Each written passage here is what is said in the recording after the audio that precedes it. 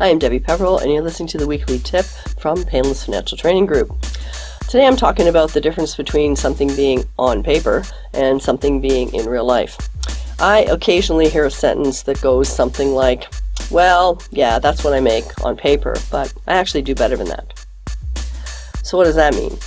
How I interpret that to mean is that they have income, revenue, sales, that they have not reported. They have not written them on paper. They've not issued an invoice. Therefore, they're not recorded. And because they are still making that money and not reporting it, they do better not on paper than they do on paper. So we hear that. We also hear that the rules are different on paper than they are in real life. And, this is interesting to me as a person who spends time interpreting paper. I deal with the Income Tax Act, which is written on lots of paper. And I also teach governance, which is about things that are documented.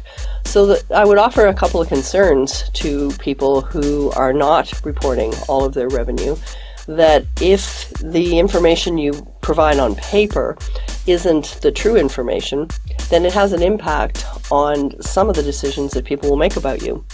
One of the things that will happen is that it's harder to get a loan if you are reporting a lower level of income.